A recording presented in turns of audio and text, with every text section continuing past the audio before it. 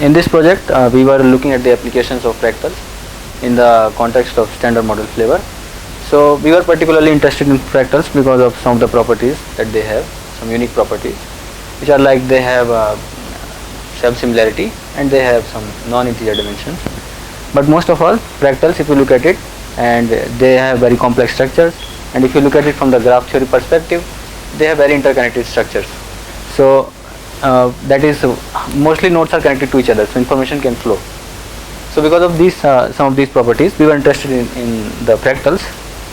And so to give you the basic introduction to the problem, so in the standard model it is known that the fermions, they come in 3 generations. Now this is true for both quarks and leptons. Now those 3 generations, they have similar quantum properties, same quantum properties, so their quantum numbers and charges are same in the standard model gauge group, but they differ from each other only in the context of their masses. So once there is Higgs achieves a wave, the electroweak symmetry breaking takes place and they get different masses. So the sum of the masses are listed here. As you can see, there really is not much relation between the masses of the leptons and quarks. There is some kind of relation, like they exist at MeV, GeV and hundreds of GeV, but it's not true for all of them. The other thing is that also mixing. In the mixing context, the quarks have mixings like CKM mixings, and the lepton sector have PMNS mixing. Now these mixings, they are also somewhat different. So people have wondered why these parameters are like that. Of course, people have fitted from the experimental side that you can find the Yukawa values that will fit according to experimental values. But some people ask, because if you look at these masses, they vary from the Yukawa coupling value will vary from order 1 to order 10 to the minus 6 to reach the MeV. So there is a big hierarchy in these parameters. So some people suspected that these parameters might not be the fundamental parameters. There is some other theory. So fundamental parameters are order 1. And by the time when you reach the standard model, this energy scale, you get the effective parameters. So one of the famous example is this neutrino masses. So from the oscillation experiments, people have found that neutrinos have masses and their masses are quite small. So if they want to give masses to the neutrino in the standard way, they have to assume a right-handed neutrino particle and couple it with Higgs with the left-handed neutrino particle with the Yukawa coupling. So the Yukawa coupling, if you do it that way, it turns out to be very small, which is around 10 to the minus 12. So very small, again a small parameter. So some people were not satisfied with this, and then they went ahead to look for some dynamical models, such as Seesaw, which explains that if you consider your fundamental parameters to be order 1, even then you can get the small parameters at small energy scale. Now the price they have to pay is that these other neutrinos that they have to consider, they have to be very heavy, so their masses reach up to gut scale. But there are other models also available. People have explored variants of Seesaw, type 1, 2, 3, double Seesaw, triple Seesaw, inverse Seesaw. Various kinds of Seesaw are available. And there are other models like loop models, where the separation comes because of the loop. You get a loop factor. So if the masses are produced at higher loop orders, second loop, third loop, you naturally get a separation. Now there are other models available in this context to generate hierarchical parameters. They are like clockwork models or randomness assisted models, and there are some fine cancellation models. So to put all these models under one umbrella, what you can do is you can think of, let's say you have a number x, and from that number x you want to generate a very small number. So there are a few things that you can do. Number 1 is you can take x divided by a large number y. So if your y is large enough, you will get a small number, which is how Seesaw works. So if you consider a heavy field, you write its effective field, effective operator, then the mass of that extra field comes in the denominator, and then you can assume large enough mass. Other is that you take the x, you multiply it by a very small number. So mathematically it's same as dividing by a large number, but if you put it in the formalism of Lagrangian, that will turn out in a different way. So the way it will turn out is that those different sets of models where you multiply by a small number, it comes as the localization of wave functions. So there you have models which go in the localization in the extra dimension. You can have RS extra dimension, LED extra dimension, and you don't even have to go to extra dimension. You can consider various number of particles in a deconstruction scenario. As long as your wave function is localized, you can get those small numbers. So clockwork and randomness assisted model works in that way. And the third way you can get a small number is you take again a number x and subtract from it a number which is very close to x. Let's say x minus epsilon. So if your epsilon is close enough, you get epsilon. But if you naively look at that third model, So you are kind of converting a hierarchical problem to a fine-tuning problem. So basically hierarchical problem is that you need a small number, and fine-tuning is that you now want a number which has to be very close to other number. So there are, if you put it in the Lagrangian formalism, again you can put it in the extra dimension context or again deconstruction context, but there are some benefits of that. What happens is these very close hierarchical or the fine-tuning parameters you can generate naturally. So there is some configuration of LIRI. So these LIR is a extra BSM fermionic fields. So they have to couple to each other in a particular way. Then you can produce almost degenerate masses. Once you have those degenerate fermionic fields, you can couple them with left and right neutrinos, and then you can get small mass. So that was the third way that you can generate these things. Now people have also looked for the explanation why there are three number of generation problem, that there are 3 generations. So these are observed experimentally. We have 3 copies of these things, we don't know why. So people have looked at some of these models explain how they come. So the underlying philosophy through all of these models is the same, that your high energy physics is something else, and your fundamental parameters of high energy physics, they are order 1, they are hierarchical, they are not hierarchical, they are free of those problems. And what you see at a low energy is the effective coupling, and those effective couplings can be hierarchical because of the dynamics of those heavy fields. Now what you see in this figure is the famous clockwork mechanism. So what happens is you again consider some left-right BSM fields, and then you couple them in a certain way. So what happens is you consider your y to be order 1, which is the fundamental parameter in this case, and then there is an extra parameter q, which is the parameter of the model. So by the time you find the y effective, you see that when you integrate out the heavier modes, you get y effective, and then you find y effective to be y divided by q to the power n. So y, basically y times a very small number. So if your q is greater than 1 and n is large enough, you can generate a small number from y, which is order 1. This is how clockwork works. Otherwise, the randomness assisted one, where you don't need a particular kind of structure here, you just need the randomness in the fundamental parameters, and then from the Anderson localization phenomena, that randomness will guarantee that your modes are exponentially localized, so you will have here exponential separations.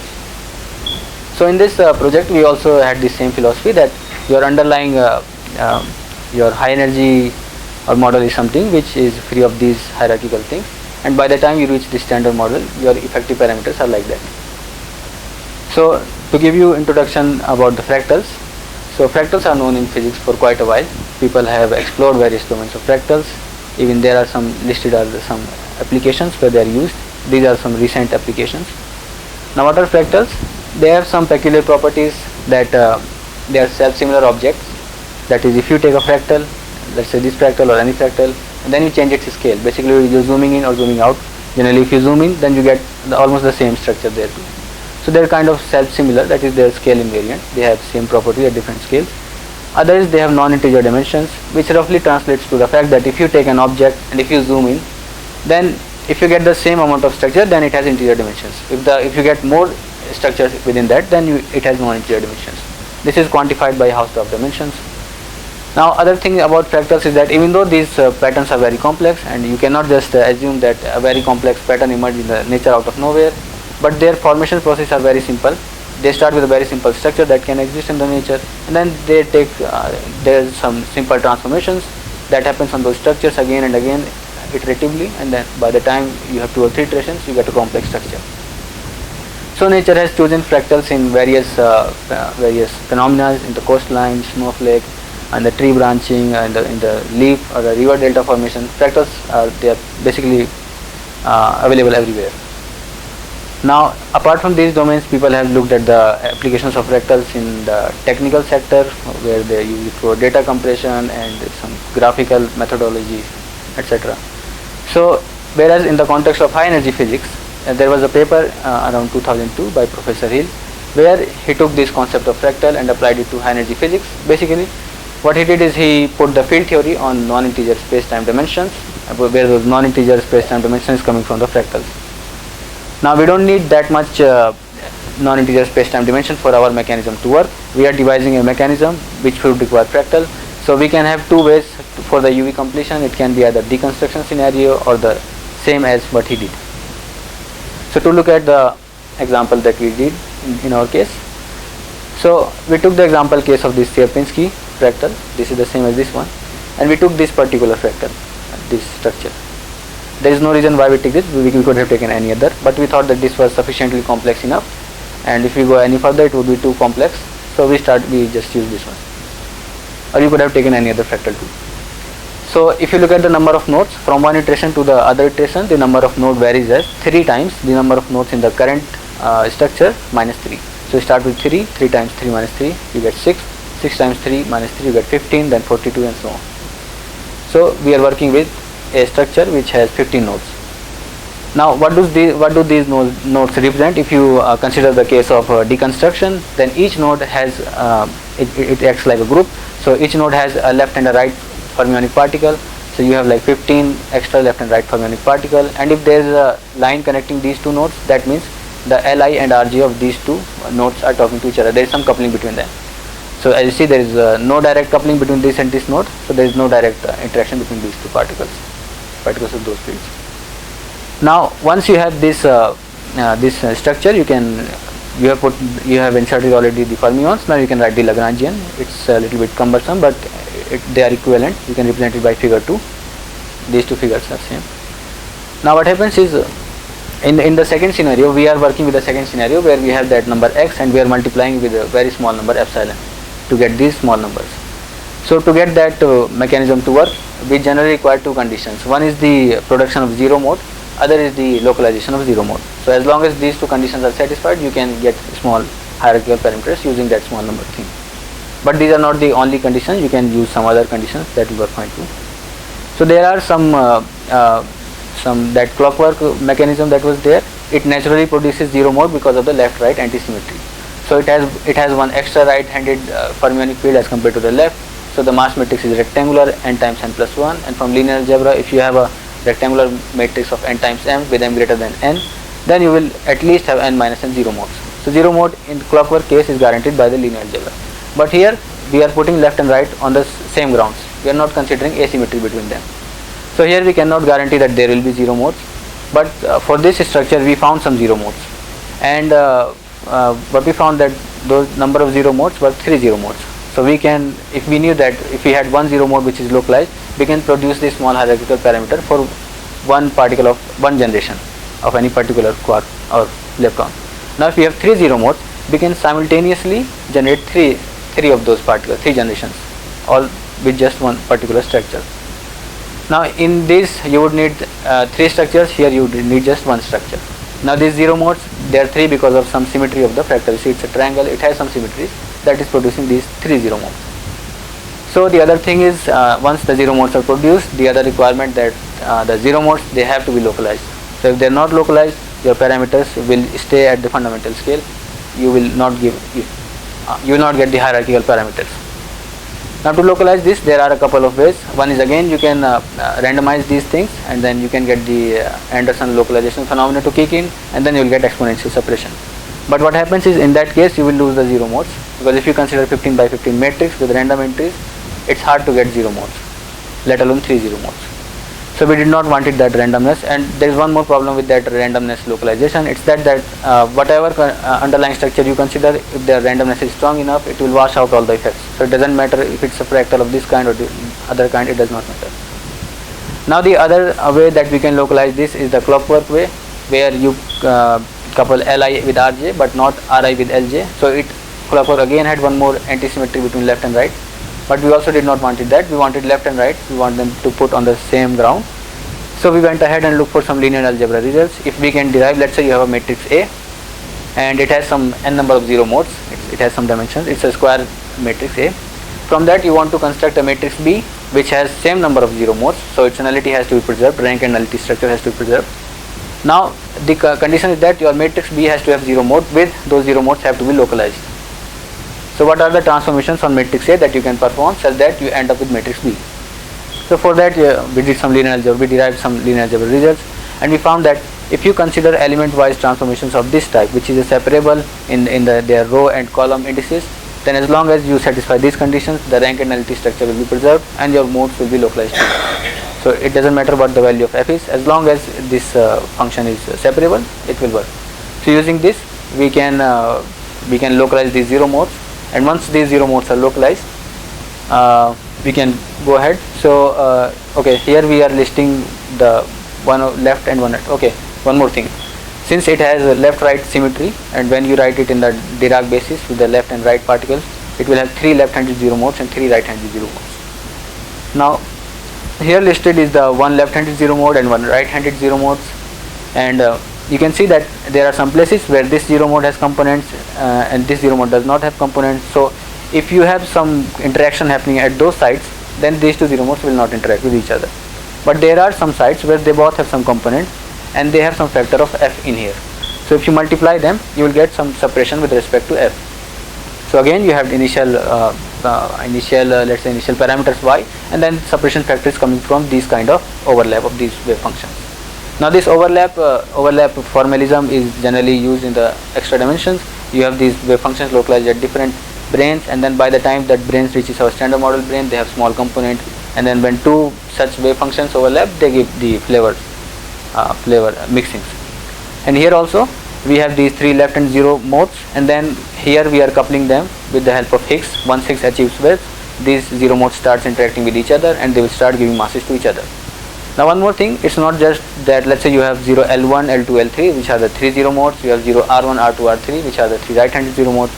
Once you put the Higgs there and they achieve wave, it's not that L1 is only talking to R1, L1 will talk to R2, R3, all of them. So these 3 zero modes, they intermix with each other. So their wave functions will overlap. So one of the possibilities shown here, these are the wave functions. One is localized here, other is localized there. They have big components here, and there are, I think I have taken the value of f to be around 5. So that's why there it seems to be 0. It's not 0. These are small numbers. So they have some overlap happening here. And this is a 3D diagram of this same zero mode. So this underlying structure is the fractal structure, just to demonstrate that the wave functions are localized at different places. So this wave function it's a 2D surface here, and so we will have similarly 3 such wave functions, and also the overlap of these 3 wave functions will be different. That is, the overlap of these 3 zero modes will be different. So that can explain you why the masses of these 3, let's say electron, muon and tau, are at different scales, because the extent of overlap is different. Other thing is that the possibility of the wave function overlap between L1 and R2 and R3, that will give why there is some mixing between nu e and nu e nu tau, like flavor mixing. So in principle, these clockwork models can work. Now if we try to run it against the standard model observed numbers, let's see what we find. We found that if we consider the lepton case, so for the charged leptons, we can produce mass scales of this order which are close to tau, mu and e scale. So the mass scales are produced. And also for the neutral leptons, neutrinos, we were able to produce mass scales with large mixings. Now throughout these numbers that we found, we always consider the parameters to be of the order 1. Our fundamental parameters are f, which comes here, and then these 3, y1, y2, y3. So here we consider all these parameters to be order 1. Now what this picture demonstrates, it demonstrates the qualitative feature of a fractal. So if you change the fractal, this picture will change. So what happens here, let's try to understand it. What's happening is, you're seeing a large range of values on the x-axis. It's not really large. What's happening is that I put all the 4 parameters on the x-axis together, which is not a good thing to do, but I'll explain how it works. On the y-axis is the log of mass scales produced. Now what's happening is, I am considering y1, y2, y3 to be varying from 0.1 to 1. So they are each taking 10 possible values. So 10 times 10 times 10, 1000 comes here. And your f is taking value from 1 to 10 with 0.1 difference. So 1, then 1.1, then 1.2. So if you're looking at the 20,000, what this value says is the value of f is 2.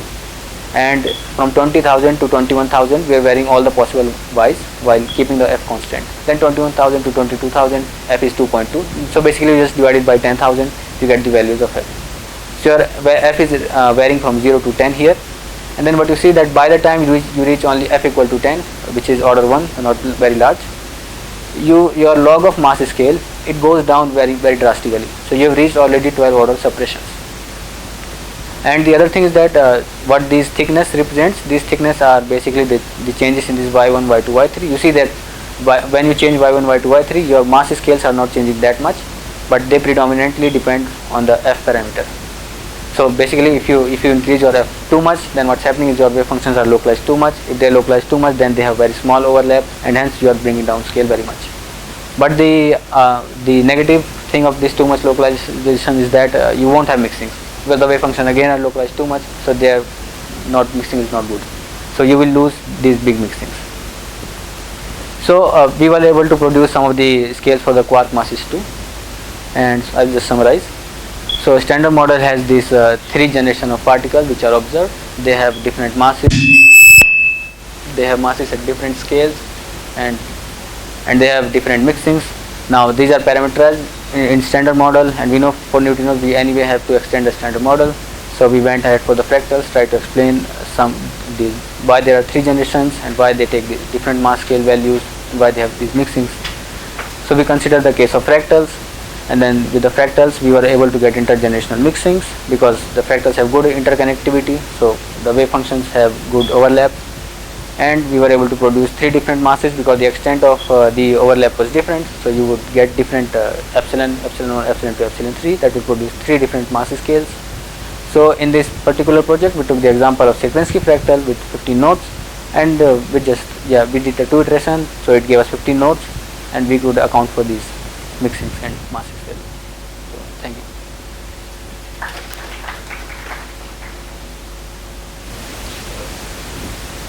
Hello. Yeah, thank you Adarsh for this flavorful talk. Any questions? This fractal space is in some internal thing, right? I mean, meaning in the parameter spaces of the masses. Yes, yes. So there are, if you consider fractal space, in the original paper they have considered 2 possibilities. One is where they are considering it as internal space.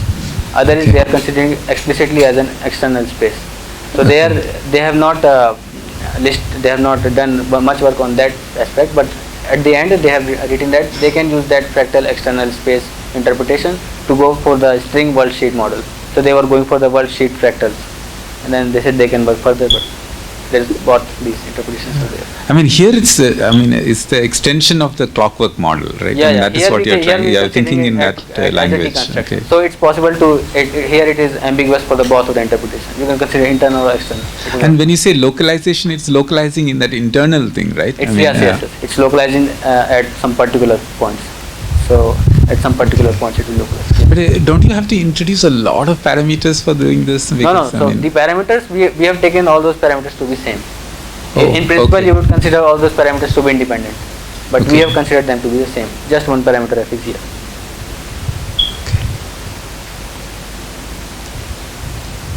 That's not fine tuning, but I mean, I'm just asking. No, that's not That's not fine tuning.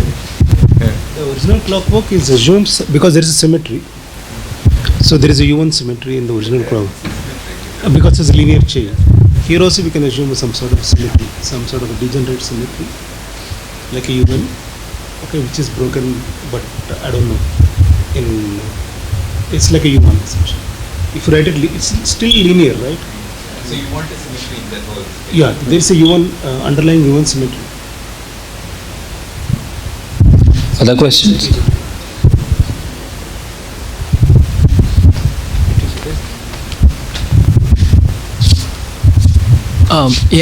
Regarding the symmetries, like I get it that there'd be like a U1 for like, in one dimensional whatever, but when you extend it for 3, would you not have like 3 different symmetries?